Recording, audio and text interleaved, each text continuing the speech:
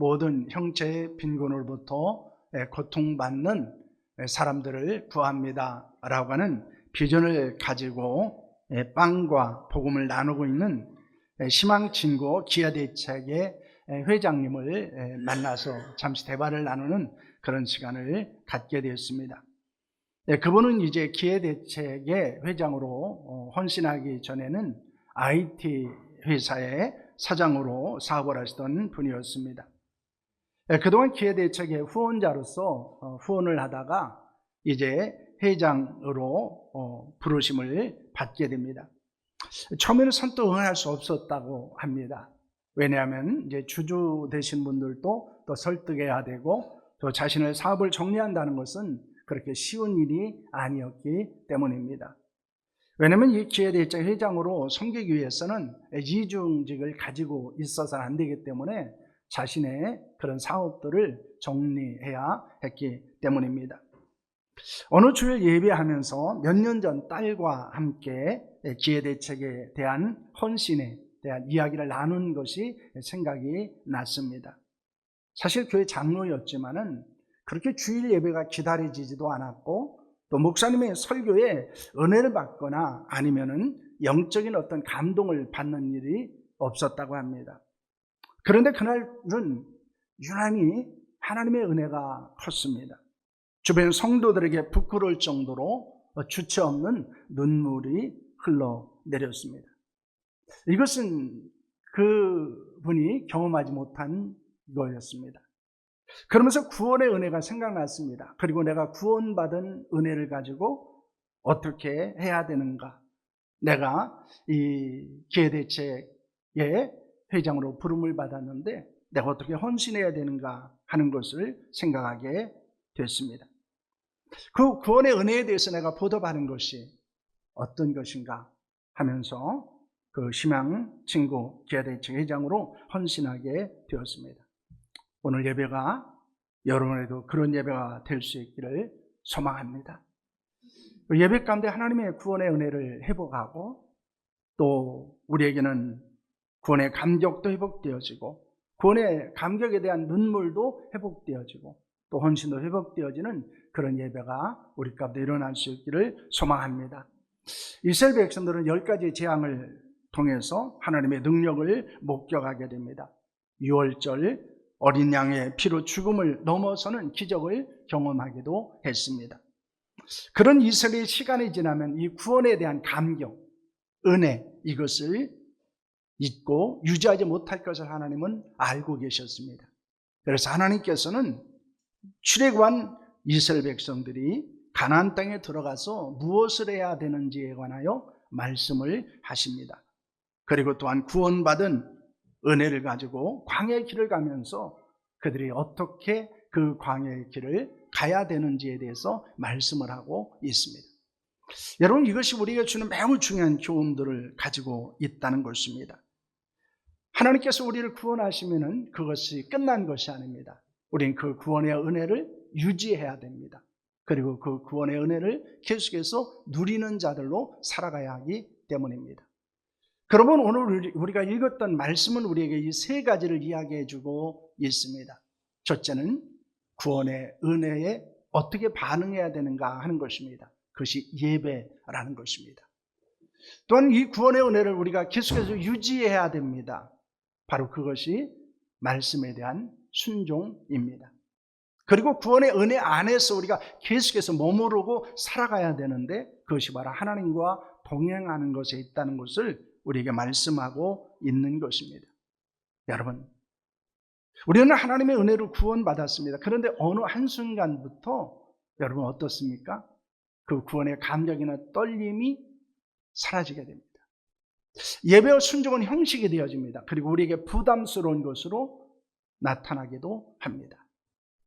그런데 우리에게 중요한 것은 그러면 어떻게 우리가 이 구원의 은혜를 다시 회복하고 그것을 유지할 수 있는가 하는 것입니다. 오늘 우리는 하나님의 은혜를 어떻게 기억하고 그리고 어떻게 그것을 유지하고 또한 어떻게 그 은혜 안에서 머무르는 삶을 살아가야 되는지에 대해서 함께 말씀을 나누려고 합니다. 바로 그것이 예배와 순종과 동행이 반응이라고 하는 것입니다.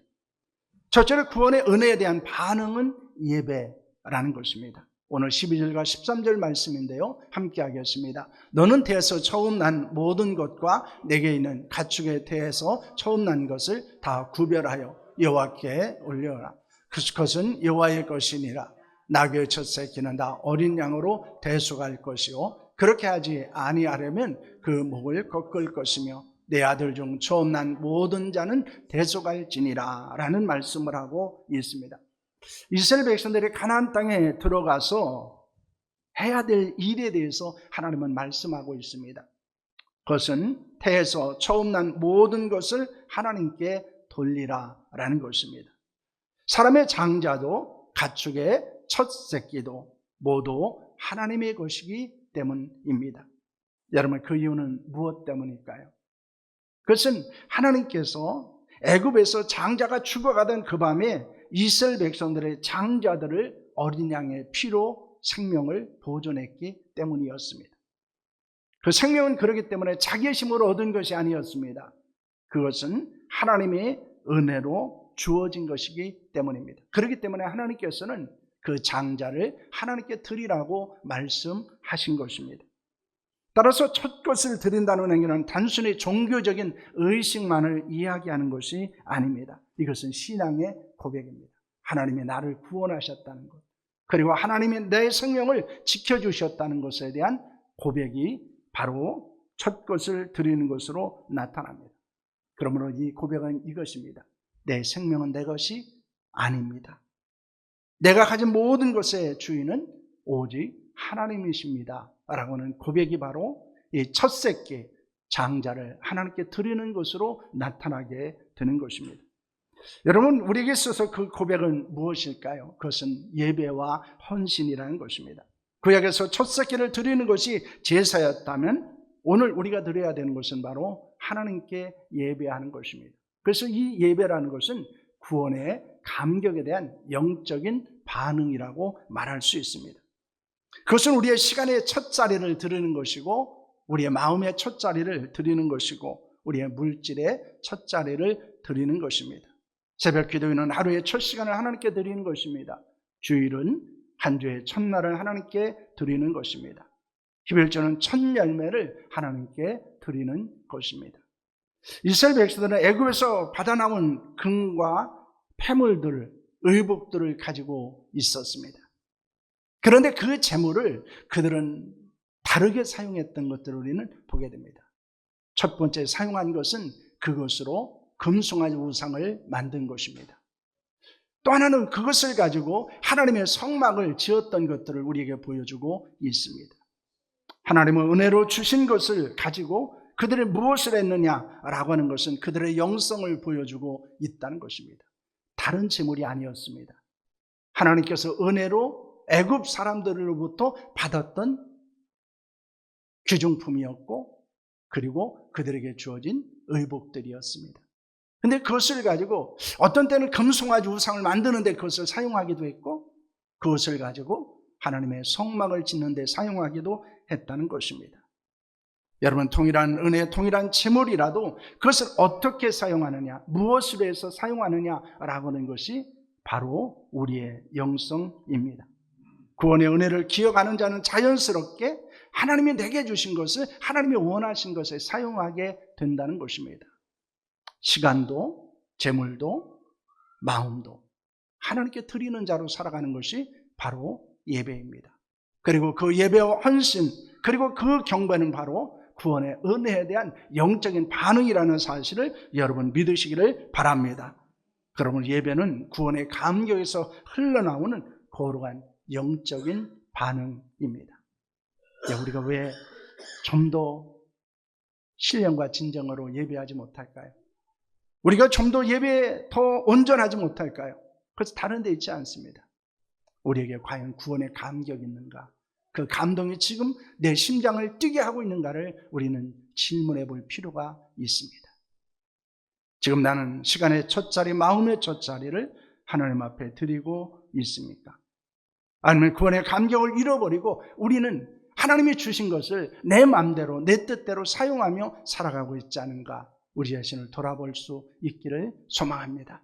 그리고 구원의 감격으로 말미암아 하나님을 예배하고 하나님을 경배하고 하나님께 언신하는 자로 살아가는 은혜가 우리 가운데 충만할 수 있기를 축원합니다. 둘째로 구원의 은혜를 유지하는 순종입니다. 여러분 17절 18절 말씀을 보시길 바랍니다. 함께합니다. 바로가 백성을 보낸 후에 블레셋 사람의 땅의 길이 가까울지라도 하나님이 그들을 그 길로 인도하지 아니하셨으니 이는 이 백성이 전쟁을 하게 되면 마음을 돌이켜 애굽으로 돌아갈까 하였습니다. 그러므로 하나님의 홍해와 광야길로 돌려 백성을 인도하시며 이스라엘 자손 애굽 땅에서 대회를 지어 나올 때라는 말씀을 하고 있습니다. 이스라엘이 가나안을 가는 가장 빠른 길은 블레셋의 길을 가는 것입니다. 성인의 걸음으로는 약 열흘에서 2주면 도착하는 거리였다고 합니다. 거리적으로는 약 250km에서 300km 정도 되는 거리입니다. 평탄한 해안도로였습니다. 물을 구하기도 쉬웠습니다. 이동하기도 매우 편했습니다. 그런데 하나님은 그 길로 이스라엘 백성들을 이끌지 않았습니다.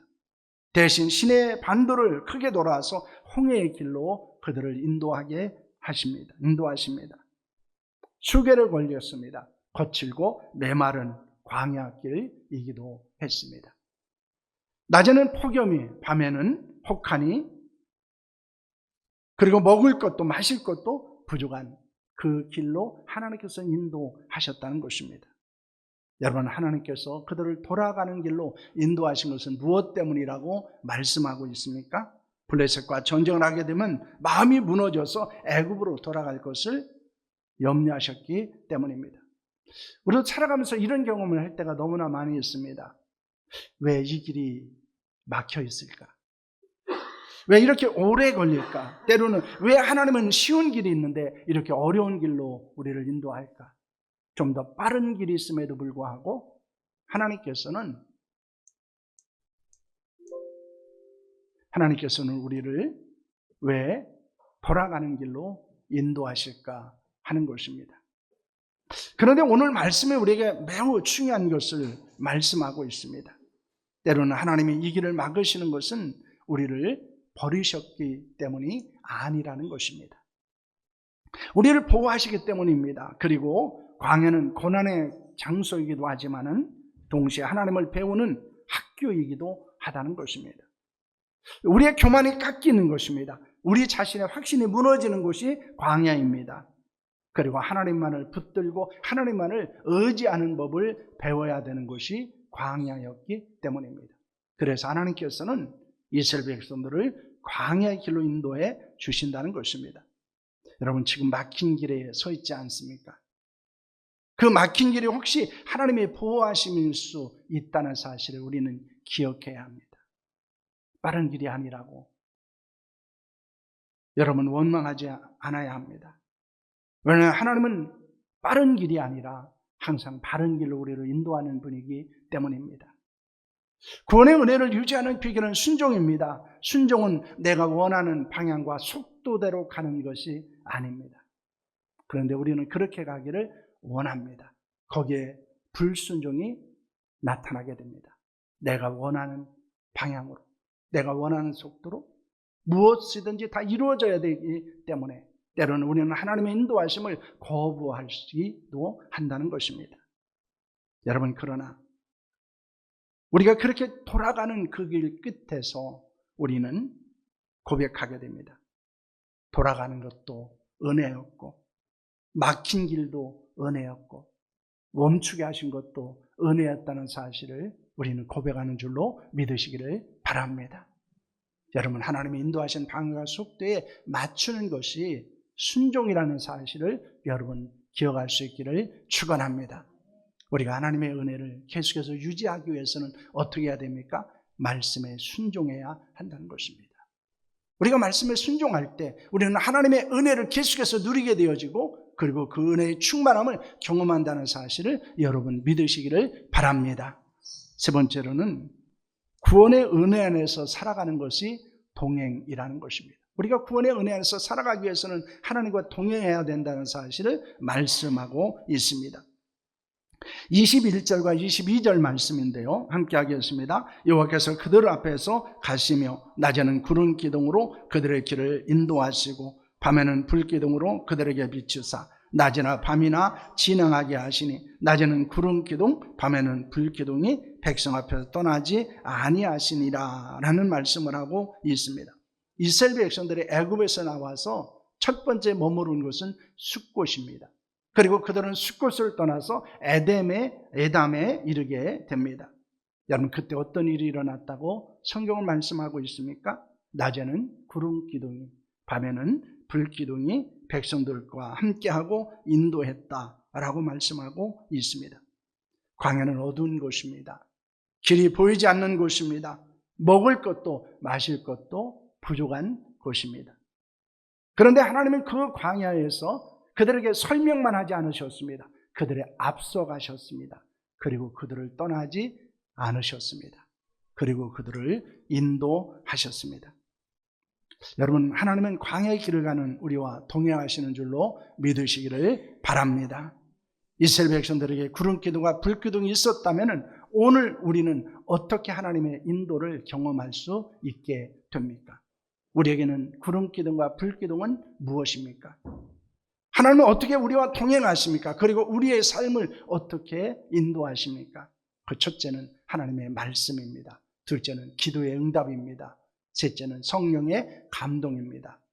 네 번째는 지도자들, 교회의 권면이라는 것입니다.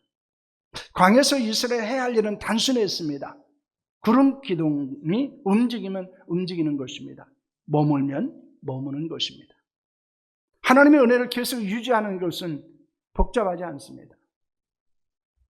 하나님을 바라보고 하나님이 움직이라고는 움직이는 거예요. 하나님이 멈추라면 멈추는 것입니다. 우리는 너무나 복잡하게 하나님의 인도를 경험하기를 원합니다. 우리가 하나님의 은혜 안에서 살아가는 법은 그렇게 복잡하지 않아요. 하나님의 중심으로 하나님의 말씀에 따라서 우리가 기도하고 응답하시는 대로, 성령의 감동 주시는 대로, 그리고 교회와 지도자들의 성경적인 권면에 따라서 살아가면 되는 것입니다. 그러나 우리는 언제나 하나님보다 앞서가기를 원합니다. 내 생각과 계획이 먼저이기를 원합니다.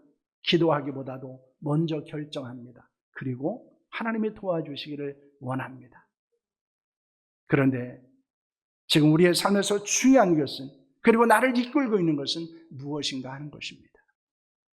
과연 이스라엘 백성들을 인도했던 불기둥과 구름기둥과 같은 하나님의 말씀과 기도 응답과 성령의 감동과 그리고 지도자들의 권면에 따라서 살아가고 있는가 하는 것입니다. 아니면 내 생각과 내 경험과 내 고집대로 살고 있지 않은가 하는 것입니다. 여러분, 믿음은 모든 상황을 다 이해하고 다음에 걷는 것이 아닙니다. 나를 이해시켜야만 우리가 가는 것이 아니라는 것입니다. 우리는 하나님의 임재를 신뢰하면서 보이지 않아도 걷는 것입니다. 내일을 다 알지 않아도 됩니다. 하나님을 따라가는 삶을 살아가면 되는 것입니다. 하나님의 이끄시는 대로 동행하고 하나님의 함께 하심을 믿고 나아가는 삶을 살아가는 것입니다. 여러분, 그것이 구원의 은혜를 삶 속에서 계속해서 경험하는 것인 줄로 믿으시기를 바랍니다. 우리는 혼자가 아닙니다. 하나님이 우리에 앞서 가십니다. 하나님 우리와 함께 하십니다. 여러분, 이것을 믿으시기를 바랍니다. 이것을 믿을 때 우리는 구원의 은혜 안에서 살아가고 구원의 은혜를 계속해서 경험하는 자로 살아간다는 사실을 믿으시기를 바랍니다. 오늘 본문은 우리에게 세 가지를 말씀하고 있습니다. 첫째는 구원의 은혜에 반응하라는 것입니다. 감사하며 예배하는 자로 살아가는 것입니다. 우리의 시간의 첫 자리, 마음의 첫 자리, 물질의 첫 자리를 하나님께 드리는 삶을 살아가는 것입니다. 둘째는 구원의 은혜를 유지하는 것입니다. 그러기 위해서는 하나님의 말씀에 순종하는 것입니다. 빠른 길이 아닐 수 있습니다. 그러나 그 길은 바른 길일 수 있습니다. 때로는 그것이 돌아가는 길이라 할지라도 원망하거나 불평하지 않고 순종하며 따라갈 수 있기를 소망합니다. 세 번째는 신뢰하라는 것입니다. 그것은 하나님과 동행하는 것입니다. 구름기둥과 불기둥처럼 함께 하신 하나님의 임재를 신뢰하고 하나님 나와 함께 하신다는 믿음 안에서 살아가는 데 있다는 것입니다. 여러분, 모든 것은 하나님의 은혜입니다. 그런데 구원의 은혜를 잊거나 당연한 것으로 여기는 순간 우리는 하나님의 인도하심을 잃어버리게 됩니다. 하나님의 나와 함께 하심을 잊어버리게 됩니다. 그리고 우리는 가장 위험한 영적인 위기를 맞게 됩니다. 예배와 순종이 무너지게 됩니다. 하나님이 언제나 나와 함께 하신다는 사실이 느껴지지 않기 시작합니다.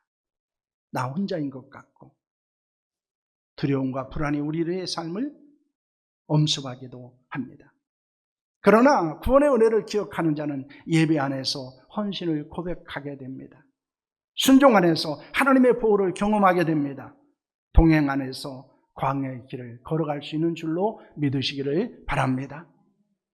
하나님이 돌아가게 하신 것도 은혜였고 멈추게 하신 것도 은혜였고 끝까지 함께 하신 것도 은혜였음을 고백하는 줄로 믿으시기를 바랍니다.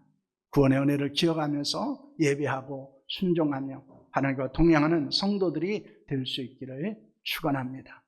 오늘 우리는 말씀을 정리하겠습니다. 우리는 구원의 은혜를 받은 자들입니다.